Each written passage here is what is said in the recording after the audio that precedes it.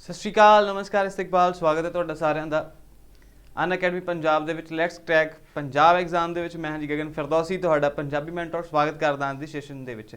ਸੋ ਅੱਜ ਦਾ ਇਹ ਸੈਸ਼ਨ ਬਹੁਤ ਹੀ ਬਿਹਤਰੀਨ, ਬਹੁਤ ਹੀ ਬਾਕਮਾਲ ਰਹਿਣ ਵਾਲਾ ਹੈ, ਕਿਉਂਕਿ ਅੱਜ ਮੈਂ ਤੁਹਾਨੂੰ ਇੱਕ ਮਹੱਤਵਪੂਰਨ ਗੱਲਾਂ ਦੱਸਣ ਜਾ ਰਿਹਾ ਜਿਹੜੀਆਂ ਤੁਹਾਡੇ ਬਹੁਤ ਕੰਮ ਆਉਣੀਆਂ ਨੇ। ਸੋ ਇੱਕ ਵਾਰੀ ਚੈਨਲ ਨੂੰ ਸਬਸਕ੍ਰਾਈਬ, ਸ਼ੇਅਰ ਤੇ ਲਾਈਕ ਜ਼ਰੂਰ ਕਰ ਦਿਓ ਜਿਨ੍ਹਾਂ ਨੇ ਹਾਲੇ ਤੱਕ ਲਾਈਕ ਨਹੀਂ ਕੀਤਾ।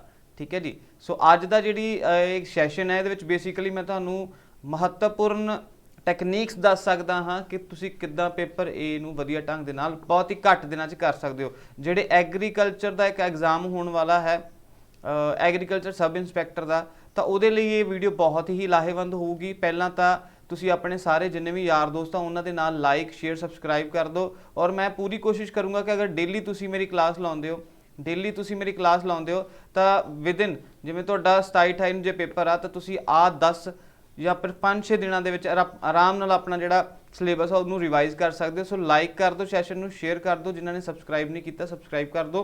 ਪੰਜਾਬੀ ਮੇਰੇ ਸਿਰ ਤੇ ਛੱਡੋਗੇ ਤਾਂ ਤੁਹਾਡੇ 25 ਨੰਬਰ ਤਾਂ ਪੱਕੇ ਵੱਟ ਤੇ ਪਏ ਆ ਜੀ। ਪੰਜਾਬੀ 'ਚ ਕਹਿੰਦੇ ਨਾ, ਤਾਂ 25 ਨੰਬਰ ਆਰਾਮ ਨਾਲ ਤੁਹਾਨੂੰ ਮਿਲ ਸਕਦੇ ਆ ਅਗਰ ਤੁਸੀਂ ਡੇਲੀ ਮੇਰਾ ਸੈਸ਼ਨ ਲਾਉਂਦੇ ਹੋ। ਜੇ ਕਲਾਸ ਦੀ ਗੱਲ ਕਰੀਏ ਤਾਂ ਕਲਾਸ ਮੇਰੀ ਹੁੰਦੀ ਹੈ ਜੀ, ਇੱਕ 4:30 ਵਜੇ ਹੁੰਦੀ ਹੈ ਕਲਾਸ, ਤੇ ਦੂਜੀ ਕਲਾਸ ਹੁੰਦੀ ਹੈ 7 ਵਜੇ। ਤੁਸੀਂ ਜੁੜ ਸਕਦੇ ਹੋ ਮੇਰੇ ਨਾਲ। ਠੀਕ ਹੈ ਜੀ।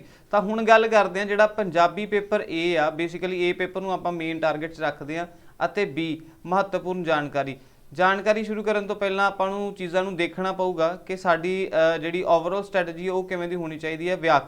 ਵਿਆਕਰਣ ਇੱਕ ਮੇਜਰ ਪਾਰਟ ਬਣ ਜਾਂਦਾ ਹੈ ਤੁਹਾਡੇ ਪੰਜਾਬੀ ਪੋਰਸ਼ਨ ਦਾ, ਚਾਹੇ ਉਹ ਏ ਪਾਰਟ ਹੈ ਚਾਹੇ ਉਹ ਬੀ ਪਾਰਟ ਆ। ਤੇ ਇਹੀ ਇੱਕ ਅਜਿਹਾ ਪਾਰਟ ਹੈ ਜਿਹਨੂੰ ਅਗਰ ਤੁਸੀਂ ਭਾਵੇਂ ਏ ਦੇ ਰਾਹੀਂ ਕਰੋ, ਬੀ ਦੇ ਰਾਹੀਂ ਕਰੋ, ਬਟ ਤੁਹਾਡਾ ਕੰਪਲੀਟ ਹੋਣਾ ਜ਼ਰੂਰੀ ਹੈ, ਲਾਜ਼ਮੀ ਹੈ। ਉਹਨਾਂ 'ਚ ਤੁਸੀਂ ਵਧੀਆ ਨੰਬਰ ਜਿਹੜੇ ਨਹੀਂ ਲੈ ਸਕਦੇ ਇਸ ਟੌਪਿਕ ਦੇ ਵਿੱਚੋਂ। ਸੋ ਅੱਜ ਅਸੀਂ ਗੱਲ ਕਰਾਂਗੇ ਕਿ ਕਿਵੇਂ ਕਿਹੜੇ ਟੌਪਿਕ ਤੁਸੀਂ ਕਰਨੇ ਨੇ। ਸਭ ਤੋਂ ਪਹਿਲਾਂ, ਜੇ ਤੁਹਾਡਾ ਪੇਪਰ ਏ ਦਾ ਪਹਿਲਾ ਪਾਰਟ ਹੈ ਗੁਰੂ ਸਾਹਿਬਾਨ ਬਾਰੇ, ਤਾਂ ਗੁਰੂ ਸਾਹਿਬਾਨ ਬਾਰੇ ਵੈਸੇ ਤਾਂ ਪੰਜਾਬ ਜੀਕੇ ਦਾ ਪਾਰਟ ਹੈ। ਤਾਂ ਉਹਦੇ ਵਿੱਚ ਤੁਸੀਂ ਕੀ ਕਰਨਾ, ਗੁਰੂ ਸਾਹਿਬਾਨ ਦੇ ਜਿਹੜੀਆਂ ਡੇਟਸ ਨੇ, ਜਨਮ, ਉਹਨਾਂ ਨੂੰ ਯਾਦ ਕਰ ਲੈਣਾ ਹੈ। ਬਾਕੀ ਜਿਹੜੇ ਉਹਨਾਂ ਦੇ ਨਾਲ ਇੰਪੋਰਟੈਂਟ ਸਥਾਨ ਨੇ ਉਹਨਾਂ ਨੂੰ ਯਾਦ ਕਰ ਲੈਣਾ ਹੈ। ਇਹ ਜ਼ਿਆਦਾ ਇੰਪੋਰਟੈਂਟ ਰਹੇਗਾ ਇਸ ਪਹਿਲੇ ਸੈਸ਼ਨ ਦੇ ਵਿੱਚੋਂ। ਹੁਣ ਵਿਆਕਰਨ ਦੀ ਜਦੋਂ ਗੱਲ ਕਰਦੇ ਹਾਂ ਤਾਂ ਸਾਡੇ ਕੋਲ ਸੰਕਲਪ ਬੜਾ ਇੰਪੋਰਟੈਂਟ ਹੈ। ਸਪੋਜ਼ ਕਰੋ ਐਗਜ਼ਾਮਪਲ ਦੇ ਤੌਰ ਤੇ ਮੈਂ ਤੁਹਾਨੂੰ ਕਰਾਉਣਾ ਨਾਂਵ, ਹੈ ਨਾ। ਤੁਹਾਨੂੰ ਉਹ ਹੋਣਾ ਚਾਹੀਦਾ ਹੈ, ਬੇਸਿਕ ਰੂਲ ਪਤਾ ਹੋਣੇ ਚਾਹੀਦੇ ਨੇ। ਨਾਂਵ, ਪੜਨਾਂਵ, ਕਿਰਿਆ ਵਿਸ਼ੇਸ਼ਣ, ਵਿਸ਼ੇਸ਼ਣ 'ਚ ਡਿਫਰੈਂਸ ਪਤਾ ਹੋਣਾ ਚਾਹੀਦਾ ਹੈ। ਇੱਕ ਕੁਐਸਚਨ ਜਿਹੜਾ ਬਹੁਤ ਜ਼ਿਆਦਾ ਦੇਖਣ ਨੂੰ ਮਿਲਦਾ, ਟਾਈਪਸ, ਤੁਸੀਂ ਸਾਰਿਆਂ ਦੀਆਂ ਹੀ ਟਾਈਪਸ ਯਾਦ ਕਰ ਲੈਣੀਆਂ ਨੇ। ਠੀਕ ਹੈ ਜੀ। ਫਿਰ ਪਰਿਭਾਸ਼ਾ, ਜ਼ਾਹਿਰ ਜੀ ਗੱਲ ਹੈ ਕਿ ਕੁਐਸਚਨ ਜਿਹੜਾ ਕੋਈ ਵੀ ਬਣੂਗਾ, ਦੋ ਤਰੀਕੇ ਨਾਲ ਕੁਐਸਚਨ ਬਣਦਾ ਹੁੰਦਾ।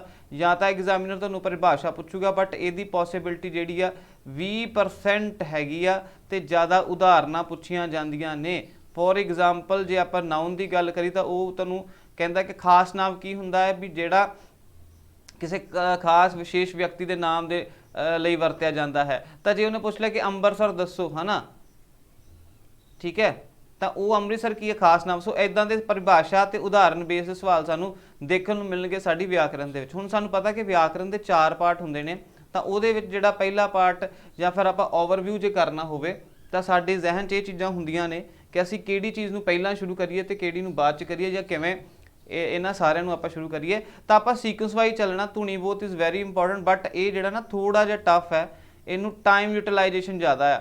ਬਟ ਇਹ 'ਚ ਜਿਹੜੀ ਇਨਫੋਰਮੇਸ਼ਨ ਆ ਉਹ ਫੈਕਚੁਅਲ ਆ, ਜੋ ਸਵਰ ਹੈਗੇ ਆ ਉਹ ਐਜ਼ ਇਟ ਇਜ਼ ਨੇ। ਸੋ ਇਹਨੂੰ ਸਮਝਣ 'ਚ ਤੁਹਾਨੂੰ ਟਾਈਮ ਲੱਗੂਗਾ। ਤੁਸੀਂ ਇਹ 'ਚ ਆਪਣਾ ਲੈਸ ਟਾਈਮ ਕੰਜ਼ਿਊਮ ਕਰਨਾ। ਅਗਰ ਮੇਰੀ ਕਲਾਸ ਲਾਉਂਦੇ ਹੋ ਤਾਂ ਮੈਂ ਬਹੁਤ ਹੀ ਘੱਟ ਸਮੇਂ ਦੇ ਵਿੱਚ ਤੁਹਾਨੂੰ ਇਹ ਚੀਜ਼ਾਂ ਸਮਝਾ ਦੂੰਗਾ। ਦੂਜਾ ਆ ਜਾਂਦਾ ਹੈ ਸੰਕਲਪ ਆਧਾਰਿਤ ਸਵਾਲ। ਇਹ ਮੈਂ ਹੀ ਕਹਿਣਾ ਕਿ ਫੈਕਚੁਅਲ ਨੇ, ਜੋ ਕਨਸੈਪਟ ਐਜ਼ ਇਟ ਹੈਗਾ ਕਿ ਧੁਨੀ ਨੂੰ 2 ਭਾਗਾਂ 'ਚ ਅਸੀਂ ਵੰਡਦੇ ਹਾਂ, ਇੱਕ ਸਵਰ ਹੁੰਦਾ ਆ ਤੇ ਦੂਜਾ ਕੀ ਹੁੰਦਾ, ਵਿਅੰਜਨ ਹੁੰਦਾ। ਸੋ ਆਹ 2 ਚੀਜ਼ਾਂ ਜਿਹੜੀਆਂ ਨੇ ਇੰਪੋਰਟੈਂਟ ਨੇ, ਇਹਨਾਂ ਨੂੰ ਧਿਆਨ 'ਚ ਰੱਖਣਾ ਤੁਸੀਂ। ਐਗਜ਼ਾਮਪਲ ਦੇ ਤੌਰ ਤੇ ਮੈਂ ਕਹਤਾ ਕਿ ਸਵਰ ਕਿੰਨੇ ਪ੍ਰਕਾਰ ਦੇ ਹੁੰਦੇ ਆ, ਹੈ ਨਾ। ਹੁਣ ਸਵਰ ਨੂੰ ਅੱਗੋਂ ਡਿਫਾਈਨ ਕਰਤਾ ਕਿ ਲਘੂ ਸਵਰ ਤੇ ਦੀਰਘ ਸਵਰ। ਸੋ ਆਹ ਜਿਹੜਾ ਓਵਰਆਲ ਧੁਨੀ ਬੋਧ ਹੈ, ਇਹ ਥੋੜਾ ਜਿਹਾ ਔਖਾ ਹੈ, ਟਫ ਪਾਰਟ ਹੈ, ਇਹਨੂੰ ਧਿਆਨ ਦੇ ਨਾਲ ਤੁਹਾਨੂੰ ਕਰਨਾ ਪਵੇਗਾ। ਅਗਲਾ ਆਪਣਾ ਕੁਐਸਚਨ ਆ ਜਾਂਦਾ ਸ਼ਬਦ ਤੇ ਵਾਕ ਬੋਧ। ਦੇਖੋ ਜੀ, ਵਾਕ ਜਿਹੜਾ ਹੈ, ਵਾਕ 3 ਤਰ੍ਹਾਂ ਦਾ ਹੁੰਦਾ ਹੈ, ਸਧਾਰਨ, ਸੰਯੁਕਤ ਤੇ ਮਿਸ਼ਨ। ਇਹਦੇ ਵਿੱਚੋਂ ਮੋਸਟ ਪ੍ਰੋਬਬਲੀ ਸਵਾਲ ਪੁੱਛੇ ਜਾਣ ਦੀ ਸਭ ਤੋਂ ਜ਼ਿਆਦਾ ਪੋਸੀਬਿਲਿਟੀ ਹੁੰਦੀ ਹੈ। ਸੋ ਸ਼ਬਦ ਦੀ ਜੇ ਅਸੀਂ ਗੱਲ ਕਰੀਏ ਤਾਂ ਸ਼ਬਦ ਬੋਧ ਦੇ ਵਿੱਚ ਤੁਹਾਨੂੰ ਪ੍ਰੈਕਟੀਕਲ ਚੀਜ਼ਾਂ ਦੇਖਣ ਨੂੰ ਮਿਲ ਜਾਣਗੀਆਂ। ਠੀਕ ਹੈ ਜੀ। ਉਹਦੇ ਵਿੱਚ ਤਤਸਮ ਸ਼ਬਦ ਕੀ ਹੁੰਦੇ ਆ, ਵਿਰੋਧੀ ਸ਼ਬਦ, ਸਮਾਨਾਰਥਿਕ ਸ਼ਬਦ, ਇਹ ਸਾਰੀਆਂ ਚੀਜ਼ਾਂ ਤੁਹਾਨੂੰ ਦੇਖਣ ਨੂੰ ਪ੍ਰੈਕਟੀਕਲ ਮਿਲਣਗੀਆਂ। ਸੋ ਇਹ ਤੁਹਾਨੂੰ ਇੱਕ ਵਾਰੀ ਲਰਨ ਕਰਨੀਆਂ ਪੈਣਗੀਆਂ। ਸੋ ਆਹ ਵਾਕ ਦੀ ਗੱਲ ਆਉਂਦੀ ਹੈ, ਵਾਕ ਦਾ ਪਤਾ ਹੋਣਾ ਚਾਹੀਦਾ ਤੁਹਾਨੂੰ। ਅਗਰ ਡੇਲੀ ਕਲਾਸ ਲਾਓਗੇ ਤਾਂ ਇਹ ਤੁਹਾਨੂੰ ਸਾਰੇ ਜਿਹੜੇ ਕਨਸੈਪਟ ਆ ਆਰਾਮ ਨਾਲ ਕਲੀਅਰ ਹੋ ਜਾਣਗੇ। ਅੱਗੇ ਆ ਜਾਂਦਾ ਸੱਭਿਆਚਾਰ ਪਾਰਟ ਆ ਜਿਹੜਾ, ਇਹਦੇ ਤੋਂ ਬੱਚੋ ਪ੍ਰੈਕਟੀਕਲ ਕੁਐਸਚਨ ਜ਼ਿਆਦਾ ਬਣਦੇ ਨੇ ਕਿ ਰਾਤ ਦਾ ਖਾਣਾ ਪੰਜਾਬੀ ਕਲਚਰ ਦੇ ਵਿੱਚ ਕਿਹੜਾ ਹੁੰਦਾ ਹੈ, ਗਹਿਣੇ ਗੱਟੇ ਜ਼ਿਆਦਾ ਇੰਪੋਰਟੈਂਟ ਹੈ, ਠੀਕ ਹੈ, ਗਹਿਣਿਆਂ ਬਾਰੇ ਤੁਸੀਂ ਜ਼ਿਆਦਾ ਪੜ੍ਹਨਾ ਹੈ, ਨਾ ਲੋਕ ਨਾਚ ਬਾਰੇ ਪੜ੍ਹਨਾ ਹੈ, ਉਹਦੇ ਵਿੱਚ ਕੁਐਸਚਨ ਜ਼ਰੂਰ ਆ ਜਾਂਦਾ। ਸੋ ਇਹ ਓਵਰਆਲ ਸਟ੍ਰੈਟਜੀ ਆ, ਜੇ ਤੁਸੀਂ ਪੜ੍ਹਨਾ ਚਾਹੁੰਦੇ ਹੋ ਤਾਂ ਮੈਂ ਕੱਲੀ ਚੀਜ਼ ਤੁਹਾਨੂੰ ਹਰ ਇੱਕ ਲੈਕਚਰ ਦੇ ਵਿੱਚ ਕਰਵਾ ਰਿਹਾ ਹਾਂ।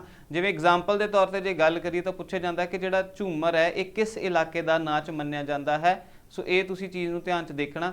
ਅੱਗੇ ਆ ਜਾਂਦਾ ਹੈ ਜੇ ਆਪਾਂ ਓਵਰਵਿਊ ਦੇਖਣ ਨੂੰ ਦੇਖੀਏ ਵੀ ਹੋਰ ਕਿਹੜੀਆਂ ਚੀਜ਼ਾਂ ਆਪਣੇ ਸਿਲੇਬਸ ਦੇ ਵਿੱਚ ਹੈਗੀਆਂ ਜਿਹੜੀਆਂ ਸੌਖੀਆਂ ਵੀ ਨੇ ਤੇ ਘੱਟ ਸਮੇਂ ਦੇ ਵਿੱਚ ਕਰ ਸਕਦੇ ਆ।